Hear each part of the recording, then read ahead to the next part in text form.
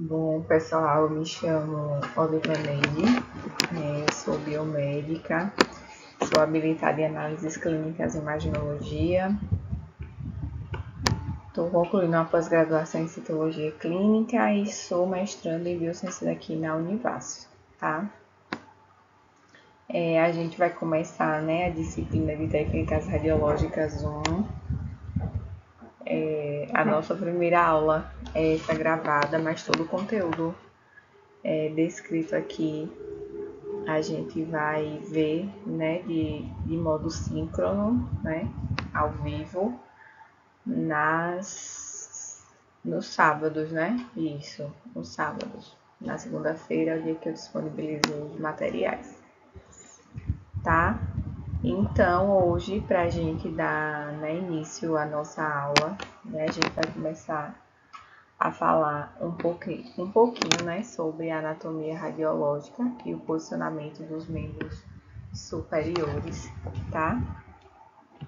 E a primeira coisa que eu achei importante trazer aqui para vocês é a anatomia, dos membros superiores, para vocês visualizarem o que tem, disposto nos membros superiores, porque quando a gente fala, de membros superiores, a gente só pensa logo no braço, Mas eu trouxe aqui a figura das partes anatômicas existentes nesses membros.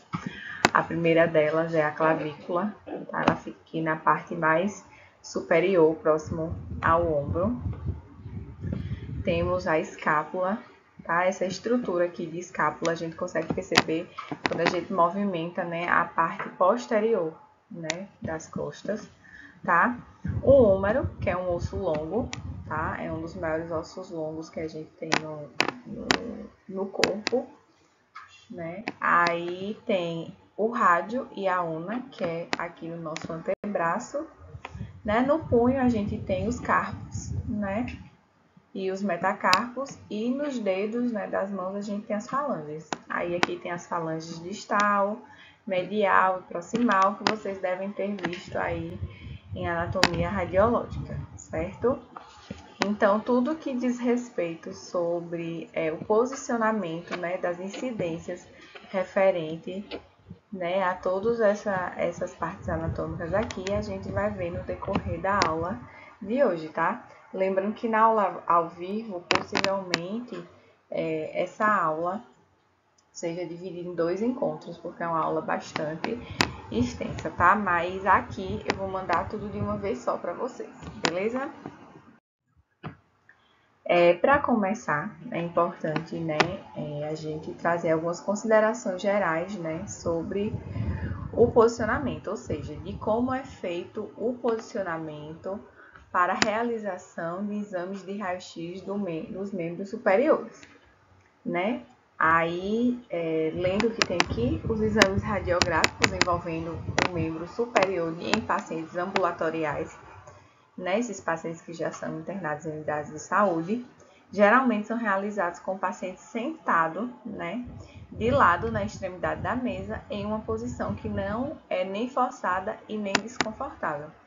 Ou seja, vocês têm que ter na mente de vocês que nem todos os pacientes que vocês vão atender vão ser pacientes que eles vão conseguir, de fato, executar o posicionamento para que vocês tenham a incidência desejada, pelo profissional que pediu aquele exame, certo? Então, quando o paciente ele chega, na sala para fazer um raio-x e ele vem com a fratura ou ele vem com alguma coisa que impeça que ele se posicione da maneira correta, para a realização do exame, a gente tem que posicionar ele de uma forma confortável e que se aproxime, o máximo possível da posição adequada para a incidência, certo? Aqui, ó, ele traz o exemplo que um tampo, da mesa, aquela parte móvel da mesa do raio-x, ela pode tornar essa posição mais confortável, especialmente se o paciente estiver em uma cadeira de roda, Porque você aproxima mais a mesa do paciente e aí o paciente ele não vai precisar ter tanto esforço para se posicionar. O corpo do paciente deve ser movido o máximo possível para fora do feixe de raio-x e da região de radiação secundária. Então, o máximo que vocês puderem afastar, né, o restante do corpo, né, do tórax, aqui da parte do tronco, dos membros superiores do feixe do raio-x, é melhor para o paciente, porque assim ele vai receber menos, né, radiação. Mas vocês vão ver aqui mais pra frente que a gente tem como proteger, por exemplo, as gônadas desses pacientes, né? Porque como vários exames, né, dos membros superiores, eles podem ser realizados sentados, acaba que os pacientes eles têm o maior contato, né, com essa radiação próxima à região genital, tá? Próxima às gônadas.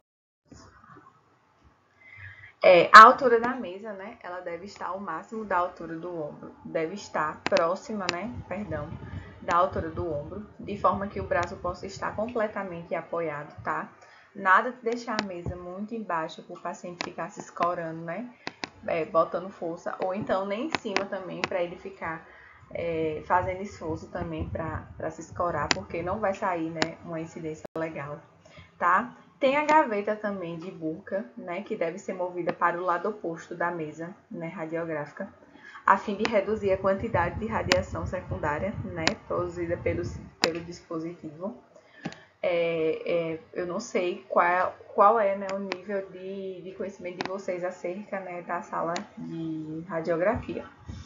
Mas essa gaveta, ela é uma gaveta que ela fica, né, embaixo assim da mesa, onde a gente posiciona casséteres, né, para fazer o chassi. Eu nunca falo chassi porque eu sempre erro, mas vocês podem conhecer como chassi, que a gente posiciona, né, esse casséter e aí a gente consegue realizar incidências, né, dos pacientes deitados. E aí quando a gente deixa ela lá em contato, né, quando a gente não está sendo usada, ela produz uma radiação secundária, certo? É importante, né, também que para os exames dos membros superior, né, devido à proximidade, né, das gônadas, como eu falei anteriormente, com o feixe divergente de raio-x e com a radiação secundária, que representam risco para os pacientes, né, que estão sentados na extremidade da mesa, e também para pacientes com trauma na maca, né, é necessário que se use um protetor, né, gonodal, que é um protetor, né, fabricado de chumbo, coberto por vinil, que deve ser colocado sobre o colo do paciente ou na área gonodal. Esse protetor, ele se assemelha ao protetor pumbífero do tórax mesmo. Vocês já devem ter visto aí em algum lugar. Esse protetor, ele serve principalmente quando o paciente vai fazer um pumbífero, tá? Ele serve quando o paciente vai fazer raio-x em regiões em que o tórax não precisa, né, da imagem. Por exemplo, cabeça, membros superiores, é possível. No caso aqui dos membros superiores, né, o protetor gonodal, ele deve ser utilizado, né? Mesmo que a regra gonodal, né, estabeleça que essa ação deve ser feita com pacientes em idade reprodutiva, ou seja, pacientes que eles têm a chance ainda de terem filhos, né? Quando a gônada está dentro ou próxima do campo primário, uma boa prática é fornecer protetor gonodal para esses pacientes. Assim, pela minha experiência de sala radiográfica, o protetor gonodal ele deve ser, né, ele deve ser oferecido, né, para todos os pacientes.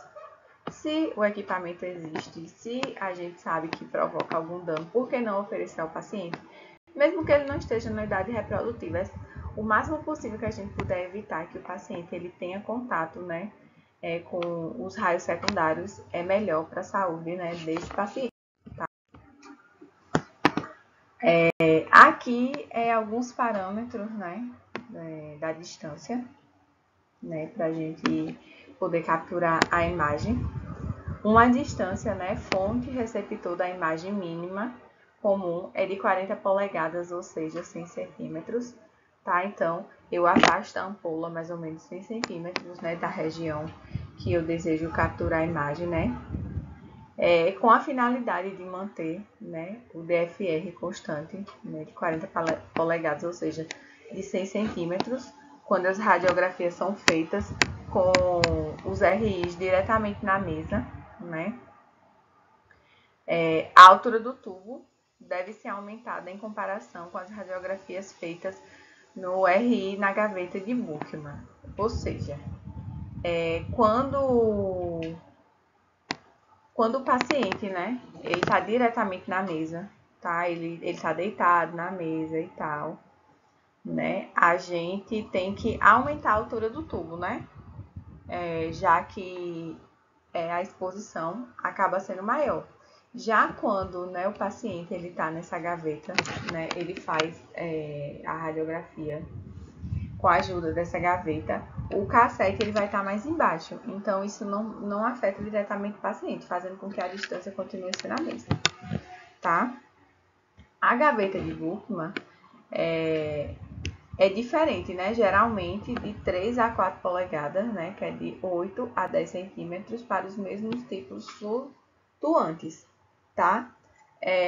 Essa questão aqui de diminuir de 8 para 10 centímetros vai depender muito do paciente, né? Isso não é uma coisa fixa. Vocês vão perceber, ou vocês já devem ter estudado, que a escolha de distância, de KV, de MA vai variar, né, do tipo de radiografia e do biotipo da pessoa, né? Então, a gente sabe que quando o paciente ele está, né, diretamente com o membro, né, em cima do cassete, a gente dá, né, uma afastada, né, do raio. Quando tá, né, o cassete dentro da gaveta de Buchmann, a gente pode, né, diminuir essa distância, mas não é uma regra. Essa diminuição vai depender de paciente para paciente, tá? E como é realizado esses exames em pacientes, né, com trauma? Eles podem, né, fazer esse raio-x na mesa ou diretamente na maca, né? O paciente deve ser movido para um lado de modo a fornecer espaço necessário para o cassete na maca, tá?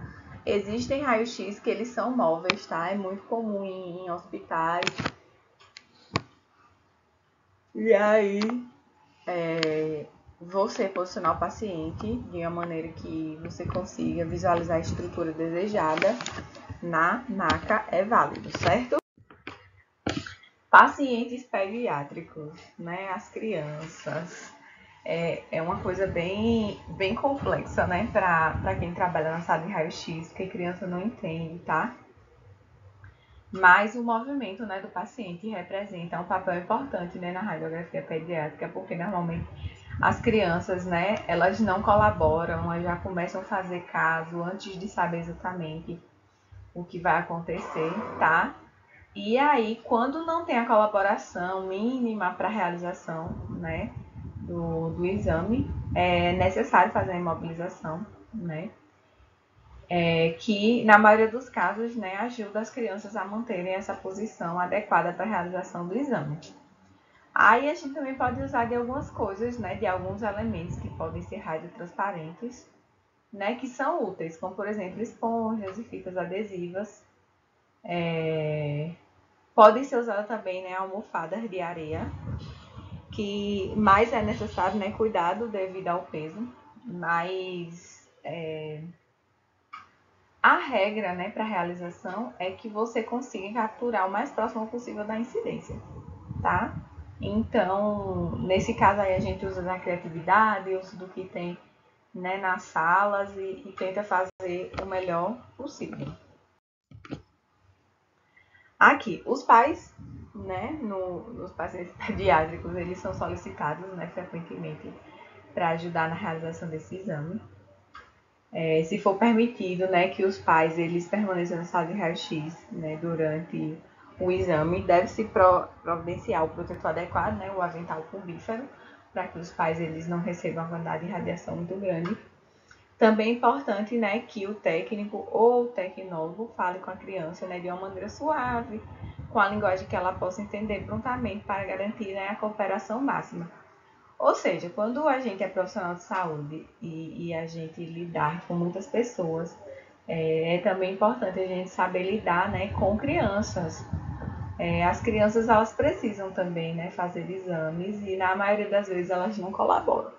Mas eu acho que um bom papo, né, acaba facilitando todo o seu trabalho e não custa nada para você também, né, ter essa linguagem mais infantil para poder realizar o exame da melhor maneira possível, tá? Outras considerações que eu trouxe aqui foi sobre os pacientes geriátricos, né, que são os idosos. É importante que o profissional ele forneça sempre instruções claras e completas, né, pois isso é essencial para os pacientes idosos, né. Exames de rotina dos membros superiores, eles podem ser alterados a fim, né, de adaptarem a condição física do idoso. Como eu falei já anteriormente, a gente sempre faz o possível para chegar o mais próximo, né, da incidência do posicionamento adequado. Mas quando não é possível, né, a gente faz algumas adaptações para tentar, né, chegar o máximo possível perto, tá? Os pacientes geriátricos também, né, eles podem apresentar maior dificuldade em manter algumas posições requeridas, né? Logo, convém assegurar-se de que seja usado uma imobilização adequada, né, para evitar o movimento durante a exposição. Vale a mesma regra, né, das crianças. A gente usa o que tem, contudo que seja um material radiotransparente, né, é possível. É possível, né, que as técnicas de exposição radiológicas tenham que ser reduzidas devido a certas patologias destrutivas comumente vistas em idosos, como a osteoporose. A gente sabe que a radiação, né, em grandes quantidades, elas trazem alguns malefícios e um deles é a osteoporose. É por isso que está se falando que pode ser que sejam reduzidas, né, devido a algumas patologias, e ele trouxe esse exemplo, tá? Aí agora a gente vai começar a falar aqui, né, sobre os fatores de exposição, né, para a realização dos exames, né, dos membros superiores. E o primeiro deles é o KV, né, é o KV baixo, em média, né, de 50 a 70. Normalmente os braços eles são estruturas, né, um pouco mais finas e tal, por isso que um KV é baixo. O tempo de exposição é curto, tá? O ponto focal é pequeno, mas aí também depende, né, da estrutura. Se o médico ele pedir um AP ou um PA de húmero, né, o ponto focal se torna grande, porque a gente tem um osso longo. E o MAS, né, é adequado para a densidade da superfície. A gente já sabe quando é um paciente que ele tem maior quantidade de tecido adiposo, o MAS é maior, quando é menor o MAS diminui e por aí vai, né? Imagens, né, expostas corretamente dos membros superiores devem revelar as margens dos tecidos moles, né, para a visualização dos conchinhos gordurosos e dos trabéculos finais de todos os ossos radiográficos. Lembrando que a gente só precisa visualizar, mas para poder avaliar é necessário que se faça outros exames de imagens, né, que eles observam, né, melhor as partes moles, como tomografia, como ressonância, ultrassom e por aí vai. Os cassetes, né, que vocês chamam de chassi, eu não sei, mas, né, os exames convencionais em filme ecrã, né, cassetes com ecrã de detalhes intensificadores geralmente são usados para extremidades em adultos, né, a fim de obter ótimo detalhe gravado. As grades, né, não são usadas para os membros superiores, a menos que a parte do corpo, como o ombro, seja maior do que 10 centímetros, né? A gente usa essas grades para fazer, né, a divisão, né, para poder capturar duas imagens ou três no mesmo cassete, né? E aí o húmero, por exemplo, ele é, né, um osso longo, e aí é possível que se use essas grades, tá? Aqui eu trouxe uma tabela, né, das incidências básicas e especiais dos membros superiores. Só que aí durante o slide eu coloquei as mais importantes, né? Porque incidências especiais a gente pode utilizar, mas assim, são casos mais, né, extremos. E aí, quando vocês tiverem o contato de fazer essas incidências e por acaso vocês não lembrarem, é só fazer uma consulta na literatura, no Botrage, né, que é a Bíblia do pessoal da radiologia, na internet e por aí vai. Mas é importante que vocês tenham em mente, assim, mais ou menos os nomes para poder não ficar viajando, né, ter uma noção. Mas a gente vai bater bem aqui, né, nas incidências básicas, tá? Aqui, só alguns exemplos, assim, bem rápidos, né? Aqui, incidência básica de dedo. A gente tem PA, perfil. Incidência básica de punho, PA, perfil, tá vendo? As incidências básicas, quando você pega, elas ficam mais fáceis, tá? A gente vai falar aqui sobre ela. Incidências, né, em PA, de dedos, para quem não sabe PA, mas eu acredito que vocês já tenham visto, né, o termo. PA se refere a póstero anterior, ou seja, da parte posterior para a parte anterior. Se fosse AP, era o contrário, né? Nessa incidência, né, são demonstradas fraturas e ou luxações, né, das falanges distal, média e proximais do metacarpo, né, distal, e articulações associadas, e alguns processos patológicos, como osteoporose, osteoartrite, artrite, né, que também podem ser demonstradas. O KV aqui é de 50 a 60 e a distância é de 40 polegadas, né, 6 centímetros. Todas aqui, ó, são incidência, né, de AP, de PA, perdão, dos dedos. Tá vendo aqui, ó, na primeira imagem do lado esquerdo, a gente tem um AP do dedo indicador, tá? Aqui a gente consegue visualizar a falange distal, a média e a proximal, juntamente com as suas, né, com as suas articulações. Aqui a gente tem, né, também um PA do quarto dedo e um outro PA, né, do quinto dedo. Vocês estão vendo essa colimação aqui, né, em amarelo? É muito grande, né? Você chega até no metacarpo, né? Nos carpos. Aí a gente acaba diminuindo um pouquinho. Mas quando a gente não sabe ainda, tá aprendendo, a gente é melhor errar pelo excesso, né? Do que o cortar, né, a imagem e tal. Você ficar... Eu irradiei muita pessoa, mas é só no começo mesmo. Até pegar a prática, a gente acaba fazendo isso algumas vezes, tá? Aí aqui tem a figurinha, tá vendo como sai? Aqui, ó, falange, né? Distal, falange média, falange proximal. Aqui, ó, já é o metacarpo, tá? Aqui do lado, ó, tem, ó, articulação, tá vendo? Mostrando, direcionando tudo certinho, tá? Outra incidência, né, básica de dedo é a PA oblíqua, né? Que a gente faz a rotação medial ou lateral do dedo. Gente, rotação medial é quando o dedo fica para a parte interna do corpo, tá?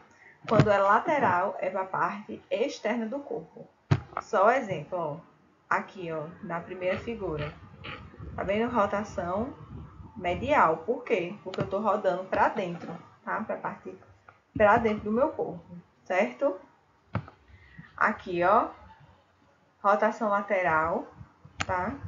E aqui tá falando que é rotação lateral, mas eu tô achando que é rotação medial. Tá vendo que é o dedo mindinho, que ele tá girado para dentro do corpo? Mas basicamente a rotação, né, em PA oblíqua é só fazer nessa rotação medial ou lateral dos dedos, né? Essa incidência, perdão. Tem a incidência, né? PA oblíqua que a gente tava falando aqui, continuando, perdão. Aqui, ó, você tá vendo a figurinha do quarto, né? Do quarto dedo. E aqui a imagem. Aí vem mostrar, tá vendo? Falange proximal, falange distal, falange média, né? Articulação. A gente consegue visualizar isso tudo. Tem também o perfil de dedo, né? que é quando o dedo ele fica completamente, né, lateralizado, né? Ele não tem aquela... Quando a gente faz um oblíquo, né, a gente dá uma leve inclinada, né? No lateral não, a gente né, faz a lateralização 100%. Aí aqui a gente tem dois exemplos, ó. A incidência, né? Médio lateral e a látero lateral.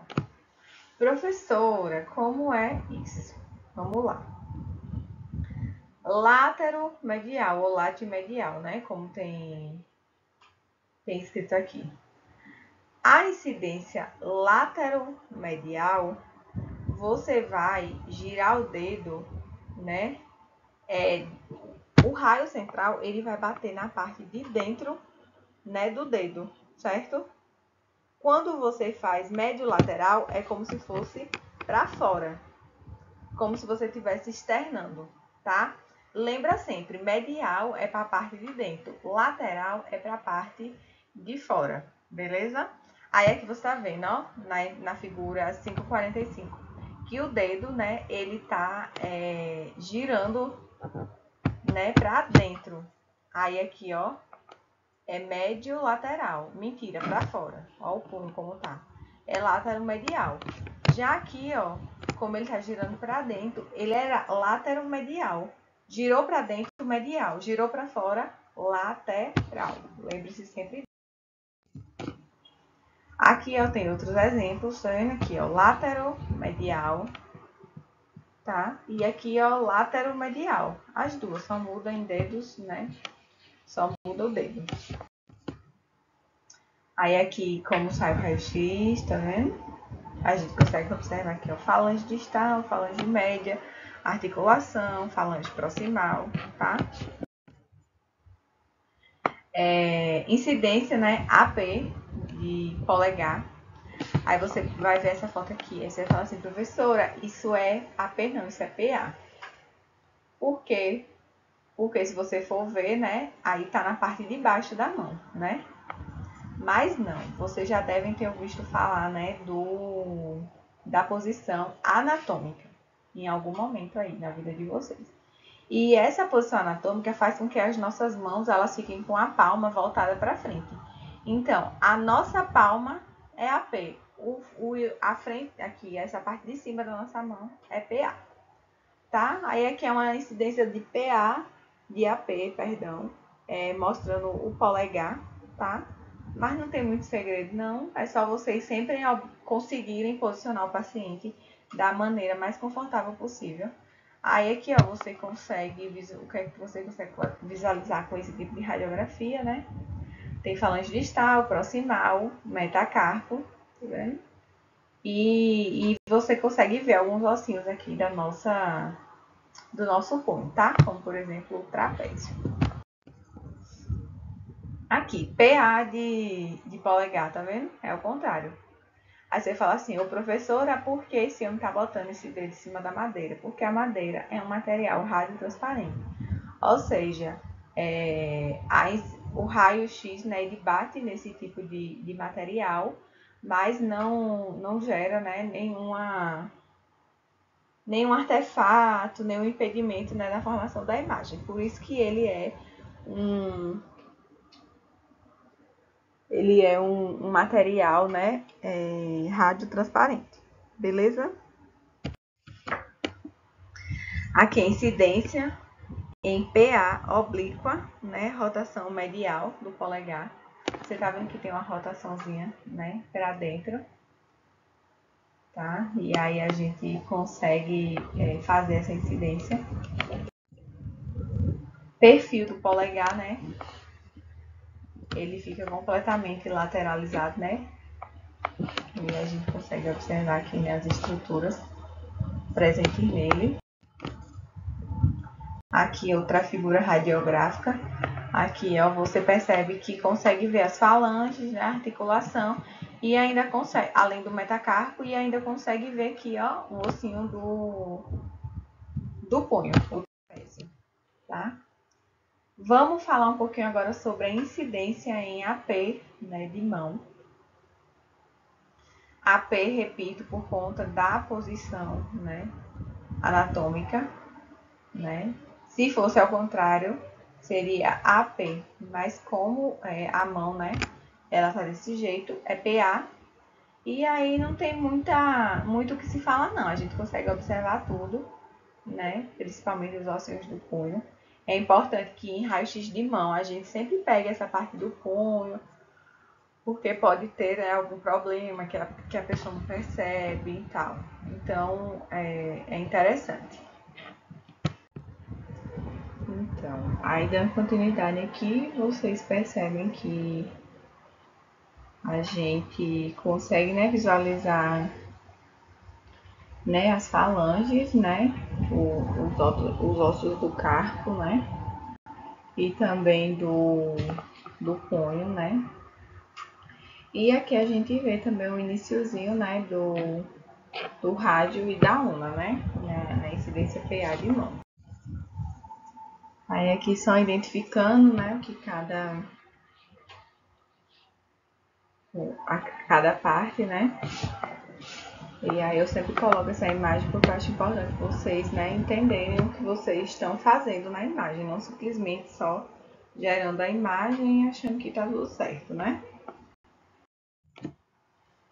Aqui a gente trouxe aqui uma oblíqua, né? Uma PA oblíqua de mão. Gente, oblíqua é sempre você dar uma leve lateralizada, tá? Perfil você lateraliza, né, o tempo todo. Oblíqua o tempo todo não, 100%.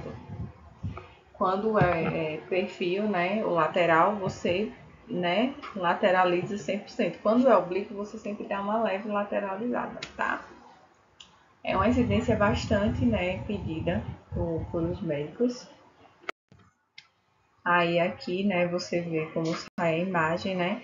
A gente consegue ver as estruturas igual como em PA normal, né? Mas a oblíqua você de repente pode observar alguma coisa mais lateral, né, do que só na PA, de fato. Aí que você tem o perfil de mão, tá vendo que você lateraliza todos os dedos mesmo, 100%. Aí tá vendo que tem uma ajuda aí do material de madeira, espuma, não sei, né, que é rádio transparente. E aí você consegue ver, né, toda a região lateral da mão. Tem também a P, né, de punho, né, que é o mesmo posicionamento da mão, né? Só que aí você só vai colocar mais para frente, né? E colimar. Você colima mais na região aí que não dê para pegar os dedos, né? Que você pegue só de fato os ossos do punho, o carpo, né? O metacarpo. E esses ossos também do antebraço, tá? Não tem necessidade de você acabar colimando todos os dedos, né? Aí aqui, ó, tem todos os ossos do punho, né, que são bastante. Quando a gente tava vendo essa disciplina presencialmente, com a turma que eu já dei aula, eu sempre colocava esses ossos aqui em prova, né? Aí você vê, né, trapézio, trapezoide, capitato, escafoide, semilunar, pisiforme, piramidal, amato e âmula do amato, mas é o mesmo, tá? Aí você consegue, ó. Aqui ainda tem uma fraturazinha, ó, mostrando, ó. Fraturazinha do rádio, tá? Você consegue observar.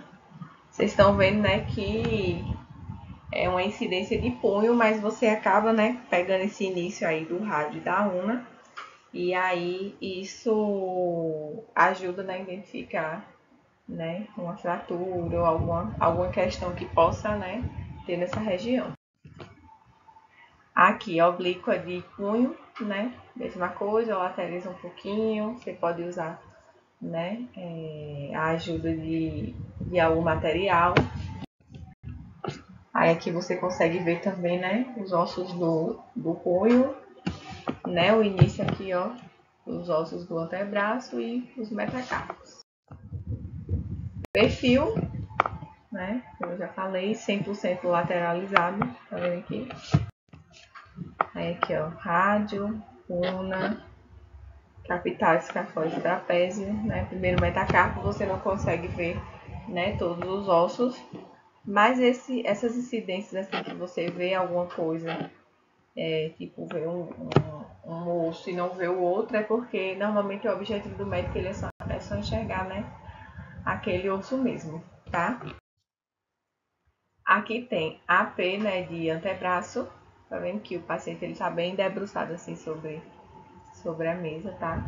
Aí você consegue visualizar, né, todo o rádio, toda a una, tá? E esse pedacinho aqui, né, do punho, tá? Perfil, ele é uma posição bastante confortável, né? Só você apoiar bastante o braço e a gente consegue ver até a articulação do cotovelo, tá? E o início da una. Da una não, minha gente, perdão, do húmero. Vai fazer assim, ó, o braço totalmente estendido. Mas se ele, né, colocar, aí você, né, busca dar uma flexionada, né? Tem uma flexionada maior, né, outra menor. Isso aí vai de acordo com o paciente ele consegue fazer, né, o posicionamento.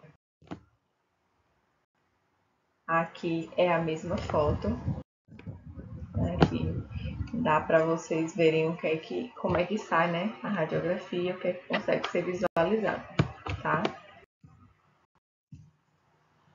Aqui, a incidência, né, AP oblíqua, de rotação lateral externa, né, do cotovelo. Ou seja, você coloca a mão do paciente, né, para cima, né, dá uma lateralizada assim com a mão para cima, né, a rotação lateral e a rotação externa, perdão, né, a mão fica mais para cima. Tá vendo aqui? Tem